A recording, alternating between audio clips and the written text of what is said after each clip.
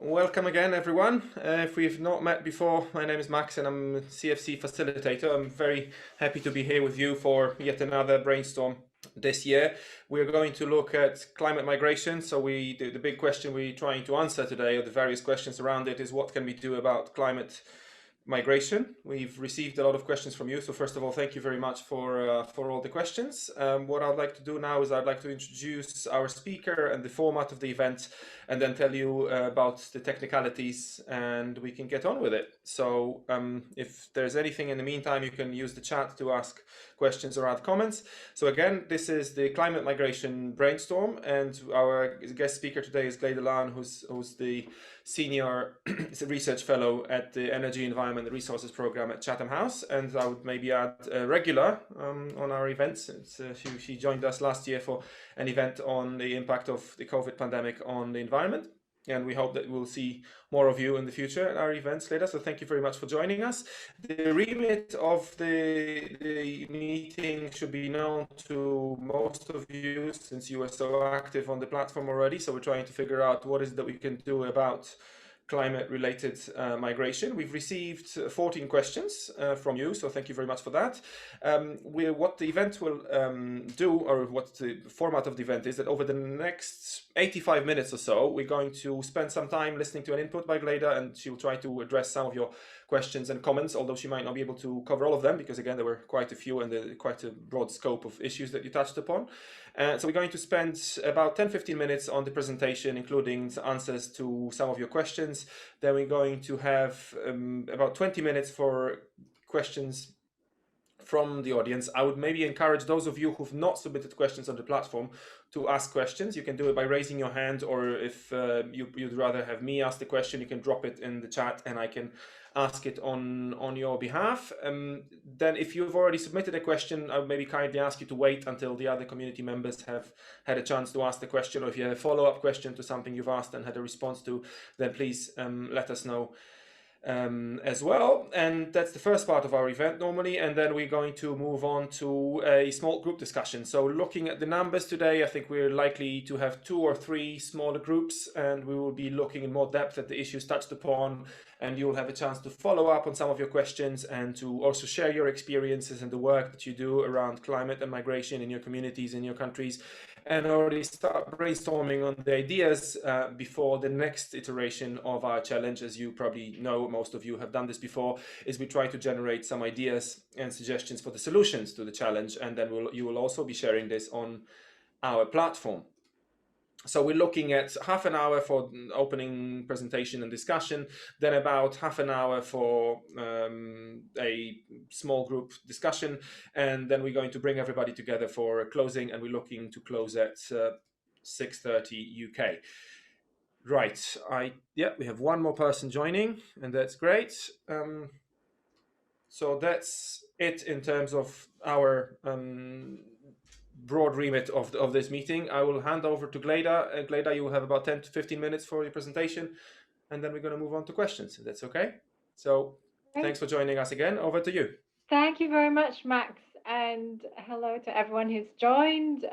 Really, really delighted to be part of the Common Futures discussions in my role in the Energy, Environment and Resources program at Chatham House, where we keep coming across this term climate migration, environmental refugees, climate refugees. So I thought I'd take a very kind of 5,000-foot view for a moment and just remind us that migration is not new. Migration due to environmental change, ecological change, climate change has been happening for millions of years. That map behind Max, where his head is, humans originated there, as you know, and the continents looked very different.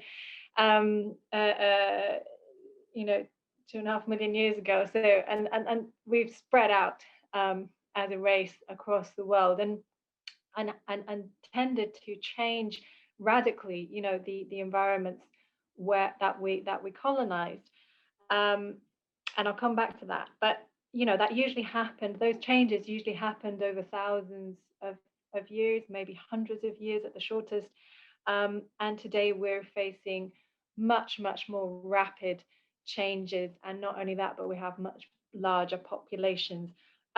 Today, our capacity to adapt to those changes should be much better. I mean, we have developed rapidly in terms of technology, and the way we produce food, the way we can travel, the way we can communicate is incredible. And yet that capacity to adapt is vastly unequal, as some of you have pointed out, in the questions between countries and between communities within countries.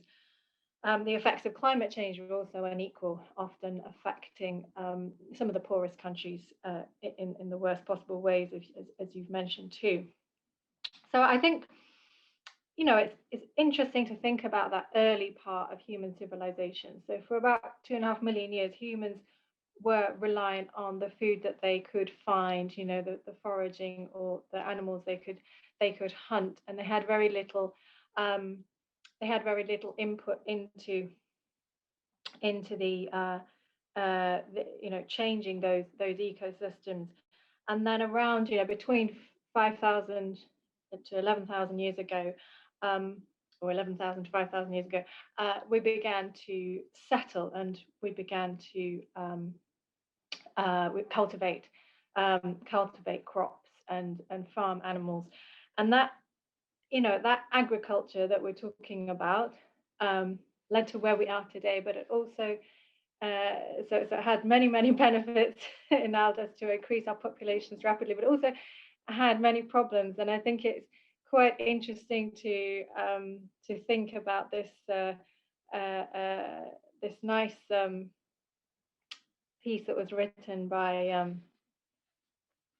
Yuval Noah Harari and *Sapiens*. I don't know if some of you have read that book, but there's a little bit about domesticating wheat, and it says that that we suffered health problems basically from the way that we farmed the wheat.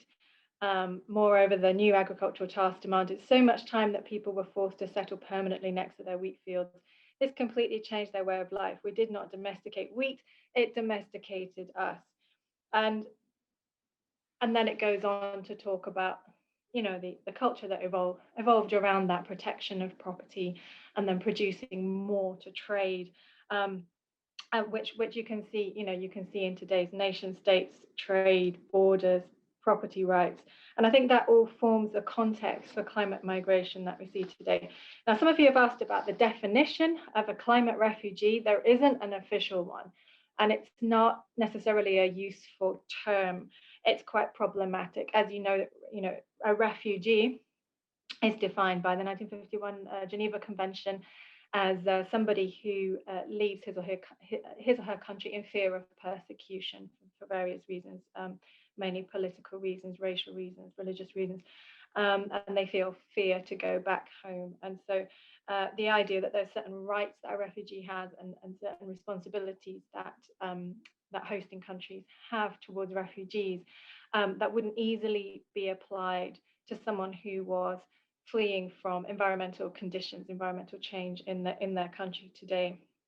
One of you have mentioned New Zealand as potentially incorporating this into their law. There may be some countries who take it on board as one of the potential push factors that encourage people to migrate. But of course, there are a lot of people who migrate for economic reasons, and climate change as one factor driving economic migration is certainly becoming a bigger factor, but it's very difficult to make a call on to what extent climate change was responsible for that for that migration. It also may be the case that people don't want the label of refugee. It carries a certain stigma for some people, and a lot of the people who will be migrating internally. So there'll be perhaps classes internally displaced people, or internal migration. A lot of the migration that we're seeing today happening as a result of drought and unreliable patterns of rainfall, for example, is rural to urban migration. So people moving to the cities when the farms that they are dependent on for their livelihoods can no longer sustain them or their families, and it's often just part of the family that moves to the city, and they send remittances back. Um, I thought one example, it might be good to mention a few examples of where um, migration due to climate and environmental factors is happening today. One of the most one of the most talked about, one of the most should we say obvious places is Bangladesh, where there, Bangladesh is a low-lying country, very susceptible to floods and tropical cyclones, which are set to become more intense and are becoming more intense because of climate change.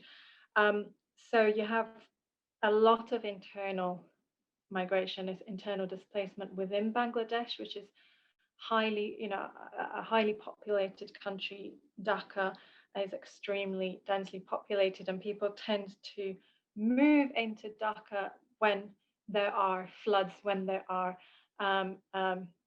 droughts, and when there are cyclones that affect other parts of the country. Net migration in Dhaka is 400,000 people every year, and it's already extremely overpopulated. So in Dhaka, just a fifth of households are connected to any form of sewage. So you can already see a humanitarian disaster there. Now, if you get a half a meter sea level rise, you'll they project that about 11% of the landmass will disappear, and you will have displacement of around 15 million people. Where they will go when conditions in Dhaka are already so bad is a big question. What if India doesn't let them in? What if the borders are fortified and they've nowhere to go? Then that just leads to a humanitarian disaster. You have a situation in the Lake Chad region, which a colleague of mine worked on a paper which might be of interest to some of you, called Shoring Up Stability, which looks at the conflict in Lake Chad and the influences of climate change on that conflict. And it shows the sort of historical steps that took place. And I thought it was quite a good illustration of where climate change is a risk multiplier. It exacerbates a situation leading to conflict, but it's very difficult to call it a cause of conflict in itself, and we should be careful around those terms. But so it talks about the political marginalization of people who lived around Lake Chad in the 50s and 60s. It talks about severe droughts in the 70s and 80s, meaning that people from the neighboring countries, so people, the countries that surround Lake Chad are Nigeria, Niger, Cameroon, and Chad, of course, and people moving towards the lake because of water due to these droughts. It became more populated. There were economic upheavals happening at the same time because of what was happening with the oil price, for example. Then the emergence of Boko Haram in 2002, kind of colliding with resource stresses, and then a military response which actually cut off areas of Lake Chad. So it made it more difficult for people to access resources and move from place to place, which would have been a traditional coping mechanism. If you couldn't fish in one place, maybe you'd go and farm or fish in another place. Maybe you'd move, to a different part of the lake or a different part of the countryside. So that the militarization was stopping that. And you have, a situation where then there are, most recently around 10.7 million people in need of humanitarian assistance, and 2.5 million people displaced, nearly 500,000 severely malnourished children.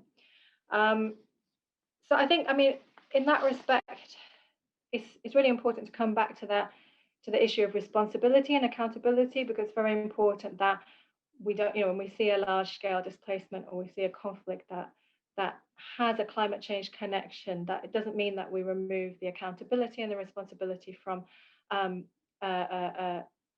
perpetrators of, for instance, oppression, human rights abuses, and other issues that led to that situation. Syria is an interesting case. Syria is often raised as a case where climate change played a role. That was because of the severe droughts in the early part of the 21st century. You had a series of those. You had mass rural to urban migration, and you had, it became, because the services became poorer in those areas where you had migrants and you had a bit of a cultural clash as well. Some of the first protests originated there in Dara, and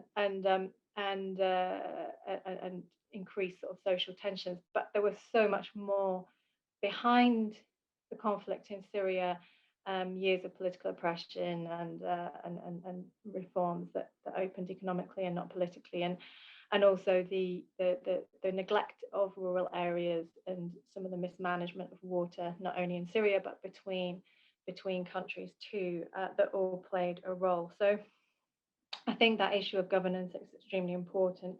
Yeah, before I finish, just to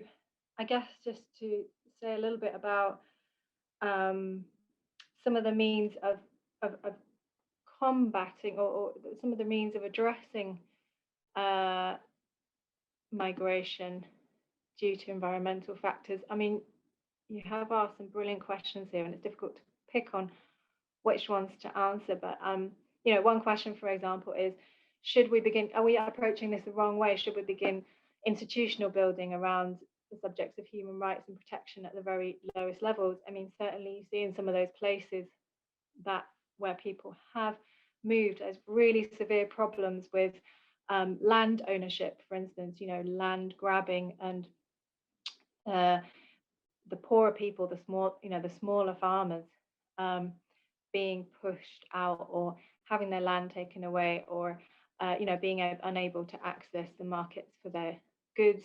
I think it's a really it's very, very tightly interconnected. There's questions about movement, and I think that's another thing, is that people are going to move. They're going to move for a number of reasons, and inability to provide for themselves and their land might be one driving factor. But we have to expect that migration also being a coping mechanism that we've used as human beings for many, many years. But the way that we have set up very strict border controls, become very afraid of migration, doesn't help. In fact, as mentioned with the Lake Chad example, often the militarization, the securitization of the situation can actually make it worse and can make it harder for people to adapt to climate change. There's a great question here about what role do you believe shifting towards a well-being economy, which focuses on putting both social and planetary well-being at the center of our economic systems. What role does that have to play in addressing the climate migration nexus? I think this is huge. I mean, part of the problem, if we think about the way that we manage resources today, I mean, just thinking about agriculture, why is it that we favor or the people who are richer, who are better off, would be the ones who own a lot of land, are able to cultivate it using monocultures, using just a large amount of space for one particular crop, which is extremely bad for biodiversity, extremely bad for sort of that replenishment of the soil and for water use and energy use. So it's these kind of massive farms that you see in the States and Latin America, which are also also responsible for cutting down trees. And there's a whole nexus of issues where those, the biodiversity, the trees, the water systems, the air quality, the soil, that the pollution of those things is not taken into account. There's no price on it. So one issue is how do we price in or regulate better for this kind of externalities that have led to the situation we're in, because it's a very symbiotic relationship that we have with climate and environmental destruction. It's not like this is just happening to us. We are very active, and the way our global economy works is very much part of the problem. So I think shifting towards a well-being economy, what's talked about there is moving away from just having this single goal of GDP growth, which doesn't account for human well-being or necessarily even for development. Perhaps a better way to say it would be shifting more towards a system where you'd focus on SDGs, for instance, or something like SDGs, Sustainable Development Goals, as a focus of your economy, and your a country performance would be measured in that way, instead of just looking at GDP growth, which actually encourages a sort of extractive economy, an economy which takes from our natural resources, produces something using energy which burns um, other resources and puts them into the atmosphere, and then the products end up in landfill after their use. So we're looking at that change from an extractive or a cradle to grave economy to a circular economy, and you need to change the performance factors. Just a couple more, maybe before we turn to you.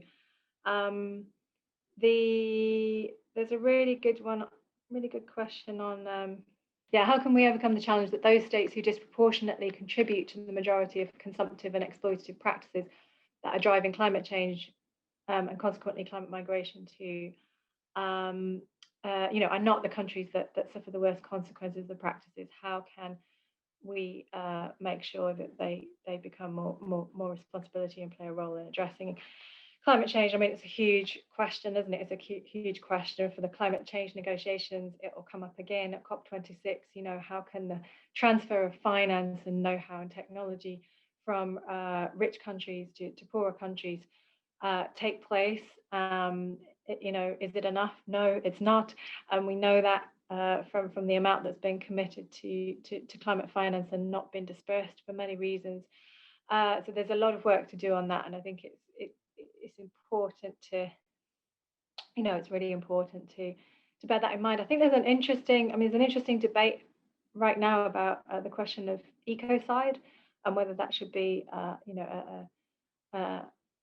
incorporated into international law as a crime, which might help to add, a legal dimension of this rather than just a sort of historical responsibility. So we should give aid, maybe there will be a harder legal edge coming into that.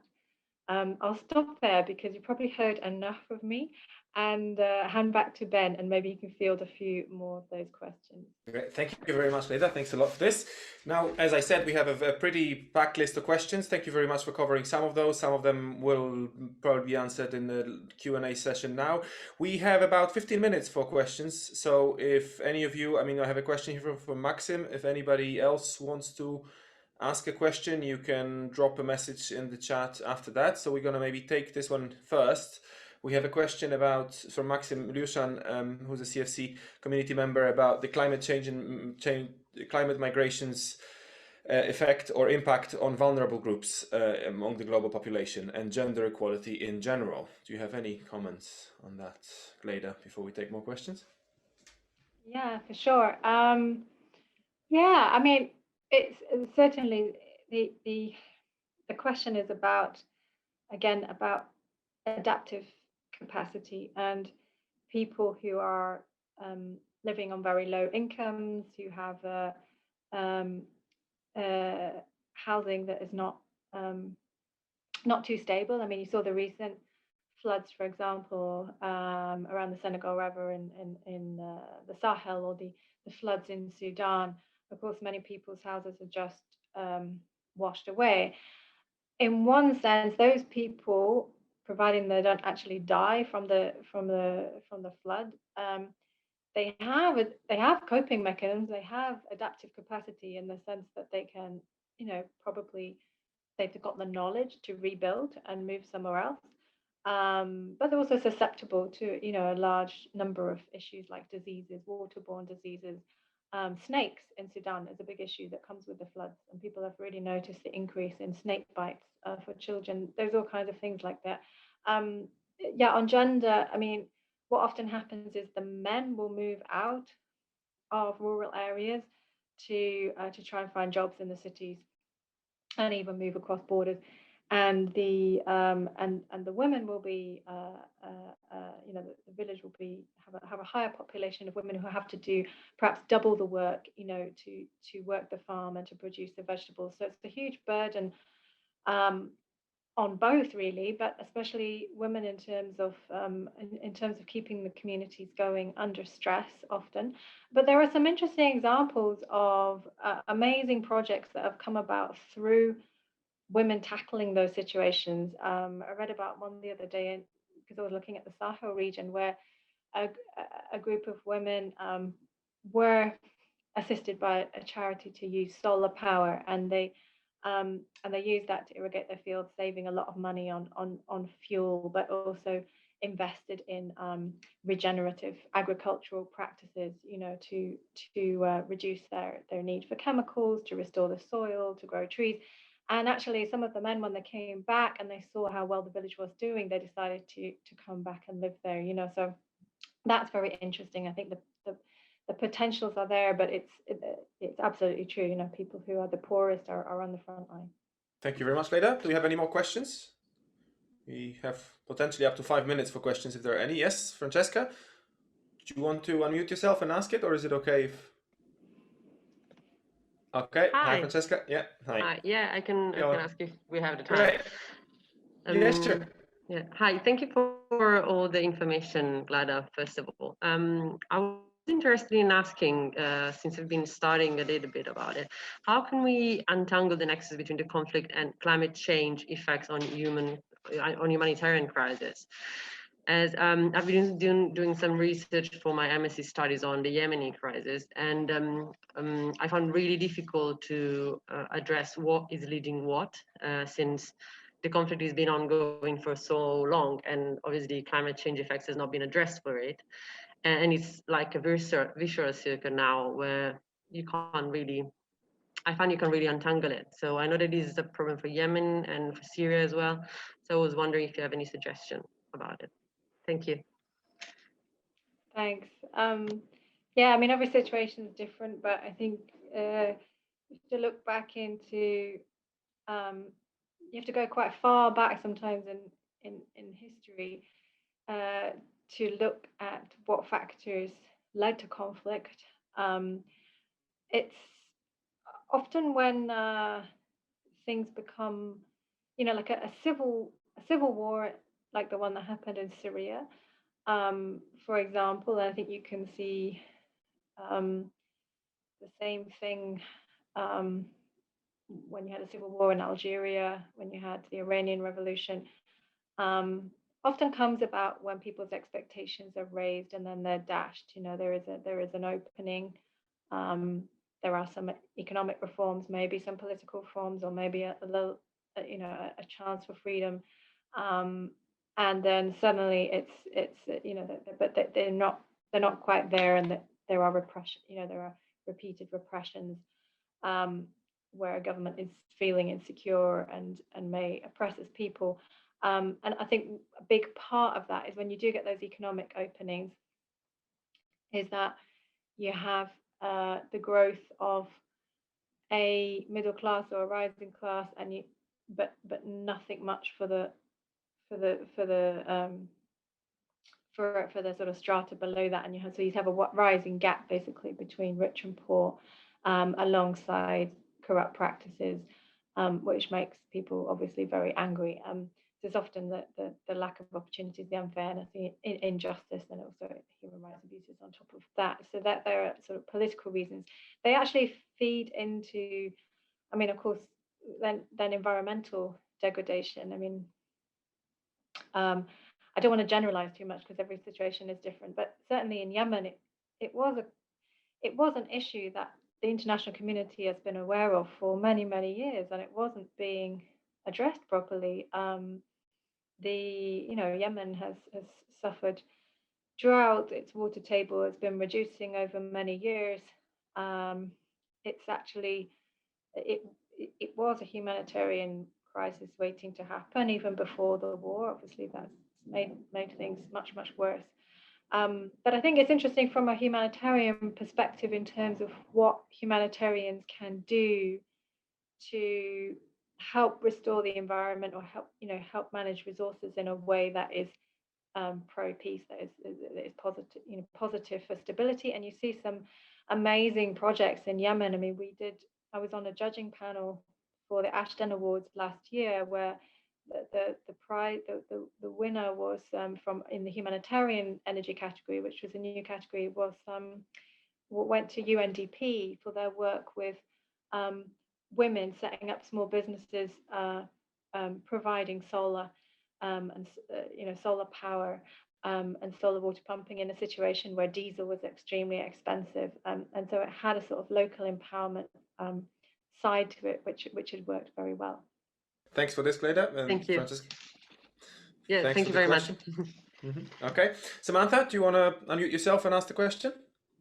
Hi, yeah, I just had a question of more thinking about the technicalities probably of in what regard we need to change our definition and maybe also mental image of a refugee regarding that climate refugees currently aren't sometimes or oftentimes not even included in that typical asylum seeker status and so forth. So in what regard do we need to change our definition and approach to helping climate refugees and supporting them?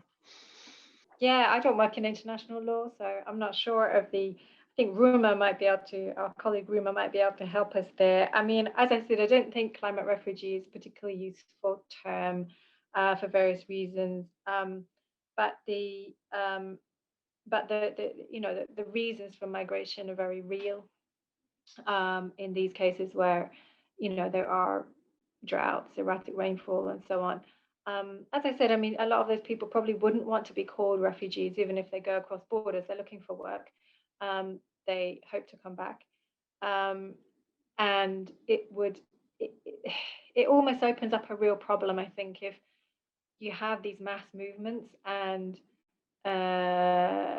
local warlords or governments or authorities then take over the land, for instance, that those people have left, and it becomes a self-reinforcing issue where they don't have homes to go back to, which certainly happens during wars. I see no reason why it shouldn't happen during mass migrations due to climate.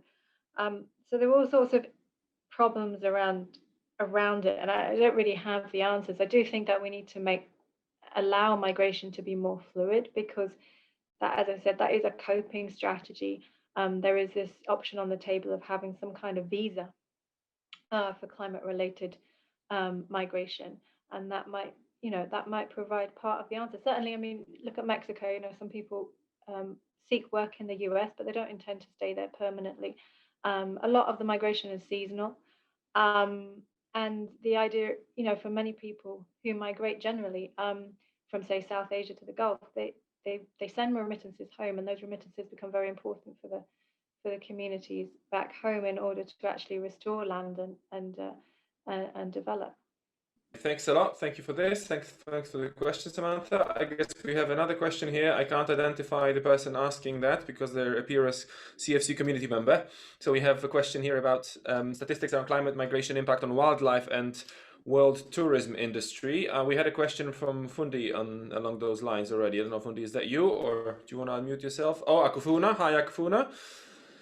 Right, so I guess we now have a cluster of questions around that. So we had a question from Fundi before. So earlier this year, we saw the first wildlife bond to track black rhino numbers in South Africa. And there's an example here of the conservation bond that used as a landmark achievement for green financing. So there was a question about green finance, and they have a follow-up question here about migration impact on wildlife and world tourism. So maybe we can look at that.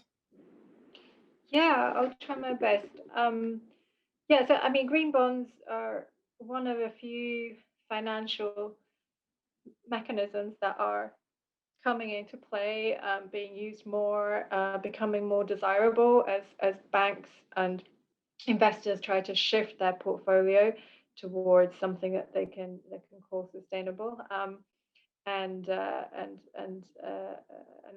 as they look to avoid what's called carbon risk.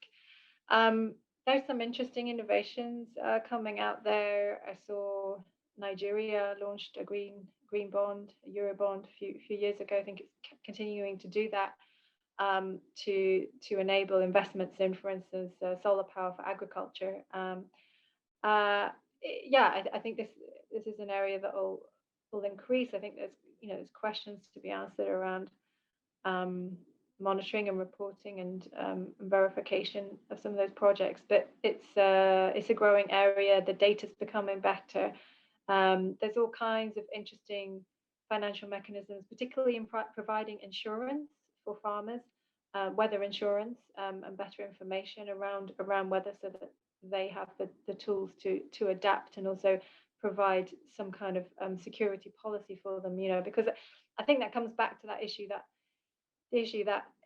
in richer countries, we usually have a social security system, or we certainly do in most countries in Europe, which it provides a safety net for the bad times. And a lot of people you're talking about, in the poorer regions and the most climate affected regions, they don't have that social security. So that's got to be a major part of the picture. I'm not sure on tourism. What's the question on tourism? I think it was a question about the impact of that on the tourism industry. I think it was, just broadly formulated. What's the impact of climate change, migration on wildlife, and consequently, I guess, in relation to that, as we know, there's tourism. Yeah, on wildlife, and so just to talk about sort of, I mean, it can create massive stress on local ecology when you have an unplanned migration. Of course, a lot of people will seek to cut down forests. I mean, look at the Rohingya.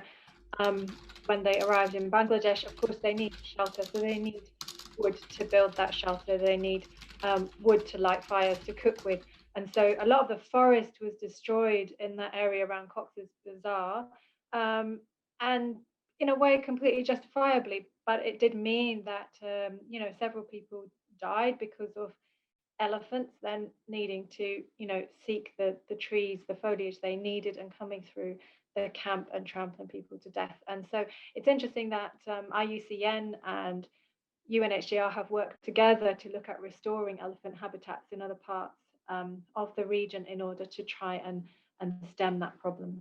But yeah, I mean, all across areas of migration in Africa, similar issues. We worked in Burkina Faso on a project looking at introducing sustainable energy into the refugee camp, and found that Dori, the municipality of Dori, the mayor and his colleagues were very worried about deforestation. Often refugees get blamed for that as well, and it can become a source of tension between migrants and the local population. Yeah, I think we have last chance for questions, and Diedrich jumped in. We have a last question, and we're going to move on to small group discussion. We have two groups looking at the number of participants here. So, Leda, thank you again for your patience and your commitment. If you can take just one more question, that would be great. So you have a question about Ecocide. Diedrich, do you want to come in on this? Yeah, thank you very much, and thank you for the interesting talk so far. I wondered, you mentioned Ecocide law, and I'm very interested and also in full support of Ecocide law becoming law. But I was wondering, how could Ecocide law address climate migration besides from the mitigating effects on climate change? Yeah, I mean, it wouldn't be a direct correlation, but if you think about some of the things that we talked about, the degradation of local environments, it often is compounded by climate change. For example, in around northern Iraq and eastern Syria, there's been a lot of destruction of the equipment around oil fields, artisanal refining. These create a lot of pollution of soil. That means that soil is no longer, usable for agriculture, and is actually poisonous. Where you put the blame for that, including actually bombing, by other countries, which has destroyed some of those oil installations. That's quite an interesting one, isn't it? Because it could become a deterrent for actions which would intention, which people know would lead to pollution. But it's also, I think, a more ongoing question where, for example, large farms have been created destroying rainforest, which has an impact on climate change, but it also has squeezed the people who lived in those forests, or who farmed nearby. It squeezed them off their land, or has made things more difficult for them, causing migration because with climate change compounding that. So I haven't gone into it deeply, but I guess that I would say it could certainly play an important role as a deterrent, and maybe even where there was whether you could actually prove some kind of direct or secondary link, then maybe there would be the chance for compensation. Mm-hmm. Thank you. Great, thank you very much for this. Thank you. That was our last question for Deirdre. Thank you for coming in, and Gleda, thank you very much for your continued patience with us and your contribution. It's always a pleasure to have you.